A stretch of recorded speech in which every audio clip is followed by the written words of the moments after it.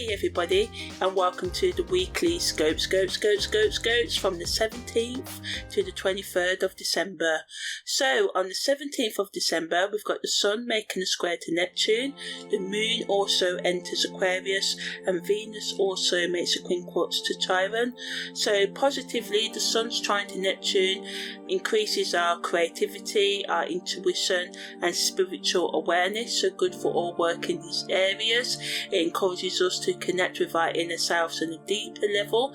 Negatively, it can lead to confusion, deception and illusion, as it can be challenging, especially those with strong Sun and Neptune or 5th and 12th house energy in their chart can find it challenging to tell the difference between reality and fantasy. So the best use of this energy is to be creative, tap into your imagination and explore your subconscious mind and heal any psychological, emotional or spiritual wounds that you find there or that you already know are there. So this energy is good for self-reflection. On the spiritual level, it allows us to question our beliefs, dissolve our boundaries but in a healthy way, and connect with the divine.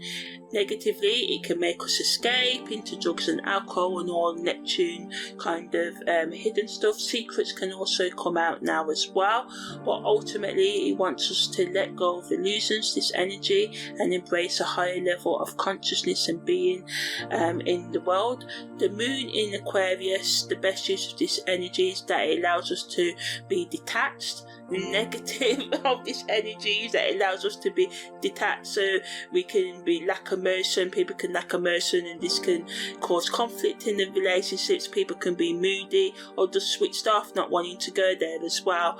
But positively, it's good for thinking outside of the box, embracing new perspectives, but also amplifies the negatives of the Neptune and Sun class, what I just mentioned, and is that we may escape more. We may, want to, because we can be detached, right? Aquarius Moon makes us detached us. Be wary of that, try and be grounded.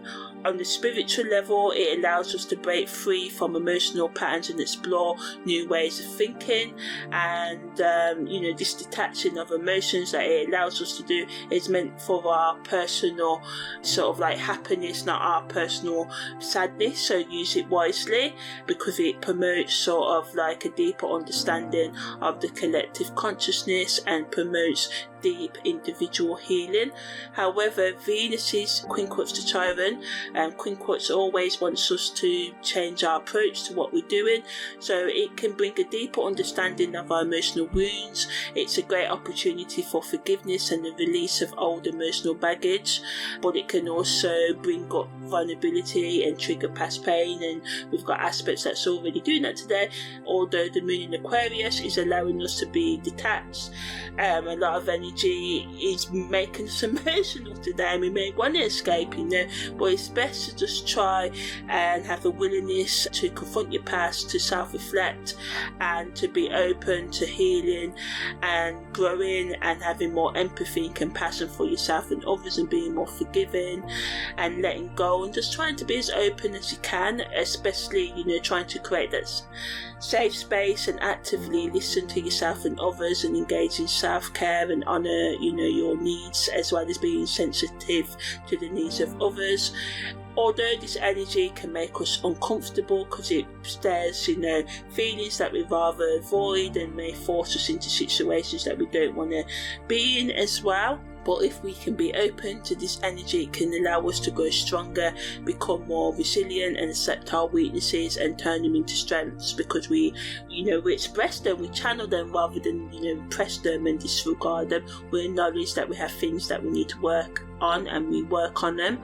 On the 18th of December, Mercury makes a trine to Jupiter, so positively this is good for all types of communication, as it can bring clarity and understanding to our sort of like situations.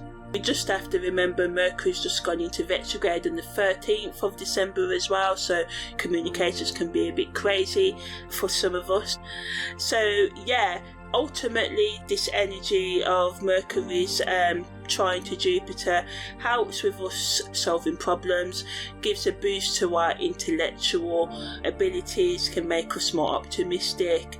Negatively, it can make us exaggerated and not understand what people are saying, and it can also just lead to miscommunication, so we just have to watch out for that. Try and speak clearly. It can also make us overconfident and excessive in our optimism, and we rather believe the lie and don't face the truth, and the truth is in our face. So if someone may be lying to us, manipulating us, cheating on us or something, and we just be like, oh, it's okay, so just be wary of that and make sure, you may want to forgive anyone who's hurt you and stuff, but just make sure it's really your decision rather than you getting caught up in the energy of like being overly optimistic. I mean, is this person that you're looking to forgive capable of change? Because it's all right forgiving people, but if they're not wanting to change and they're just going to do the same again, that old saying, fool me once, shame on you, fool me twice, so the best use of this energy is to expand your knowledge, start new educational sort of research or any research, spiritual,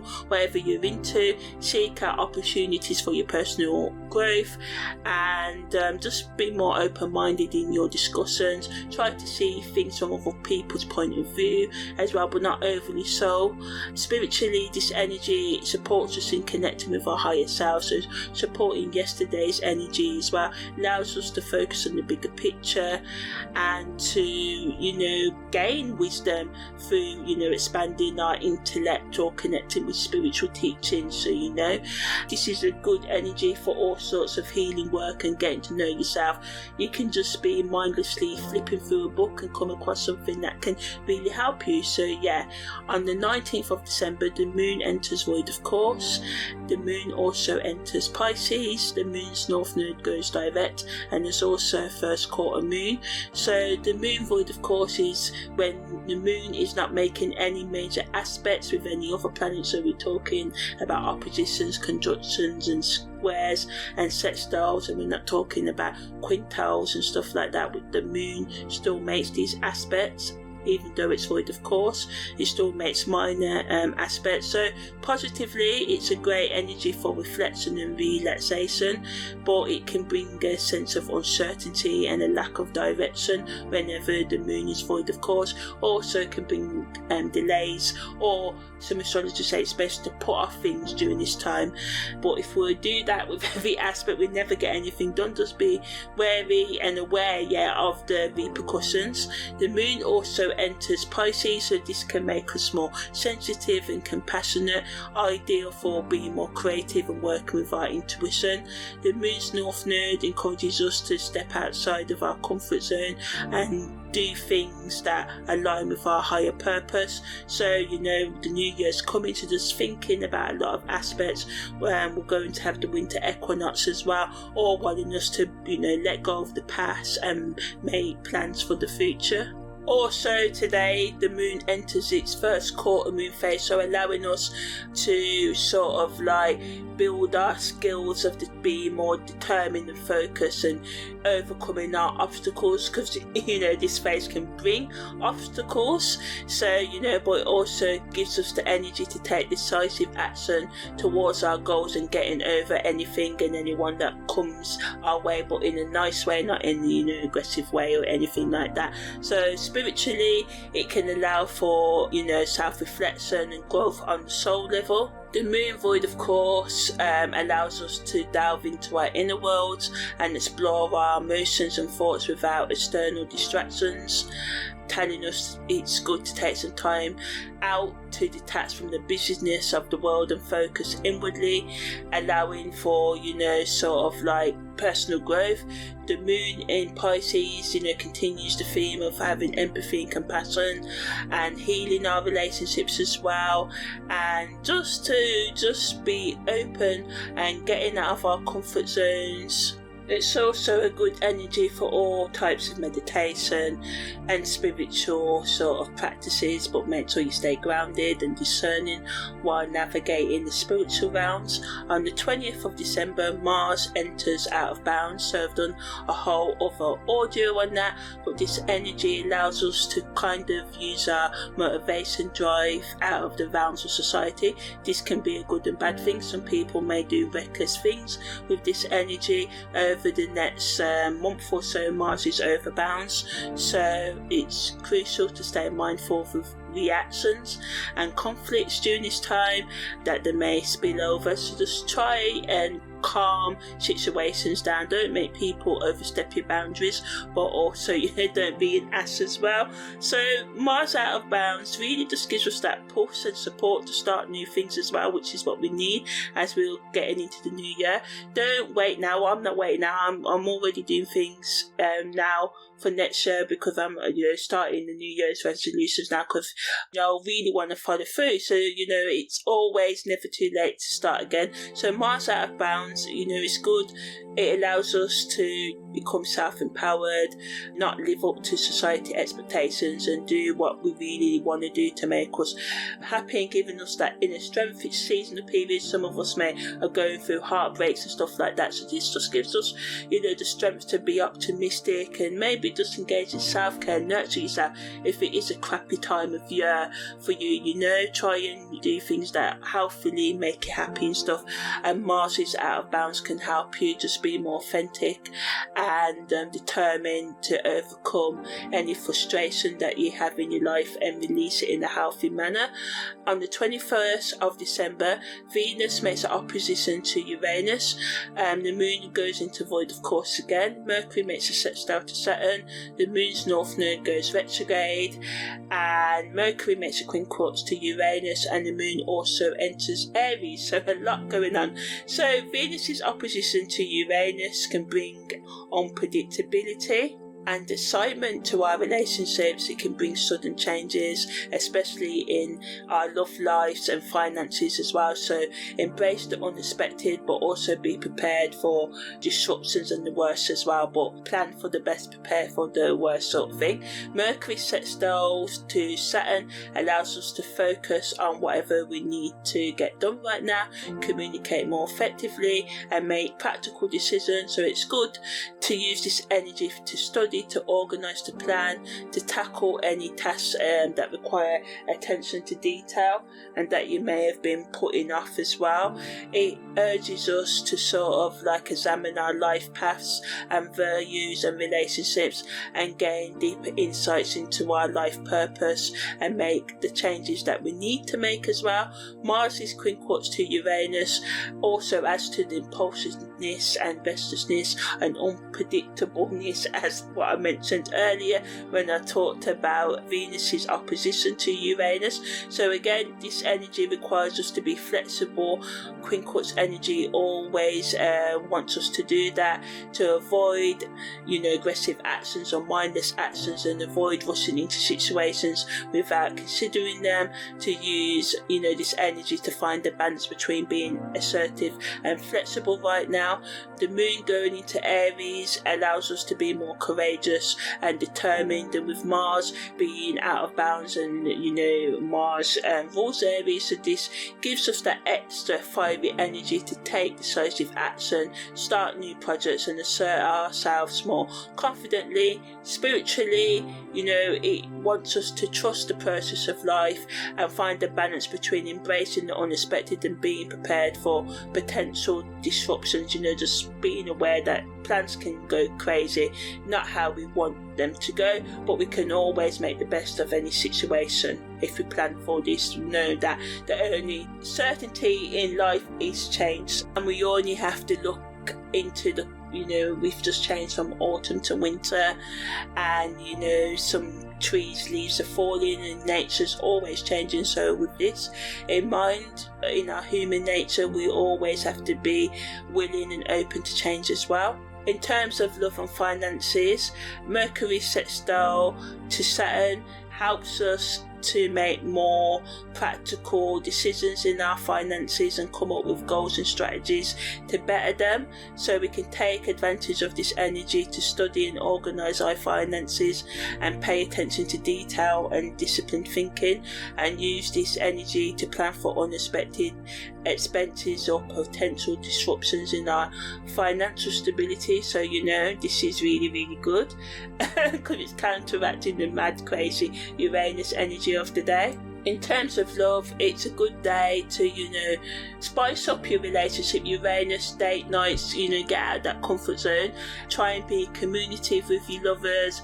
Try and just be more open to new experiences in the realms of love, especially self-love and self-care. On the 22nd of December, there's a winter solstice. So the winter solstice, I've done a whole other audio on this, but I'll just talk about it here. It marks the shortest day and the longest night of the year. So it symbolises rebirth and renewal.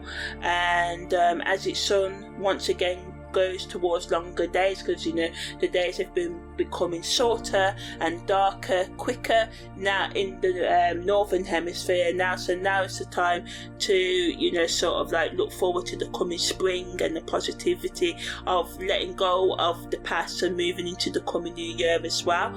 Also serves as a reminder for us to look after ourselves and others as well, although we may feel low because of the decreased daylight. Seasonal affective disorder is very real. So if you're suffering from that, make sure you're gentle with yourself and do all your best to just set intentions and meditate and reflect on the past year and let go of what no longer serves you and make space for new beginnings in the coming year. And also connect. It may be too cold to go outside or wrap up warm or do so, or watch nature online, but connect with nature and engage in activities that bring you joy and warmth, can help you use the positive energies of this transit of the winter solstice. And the winter solstice lasts right up until the spring equinox on the 21st, 22nd of March. Also today, on the 22nd of December, the Sun makes a conjunction to Mercury. So the Sun represents our core, South, and Mercury rules communication and intellect and short journeys and our siblings as well. But in this context, it wants us and gives us the energy to express ourselves clearly and confidently. So it's good for important conversations, negotiations and presentations. Spiritually, it wants us to align our thoughts and our lifestyle and our words and actions with our true essence and potential and what we really want to do and be in life.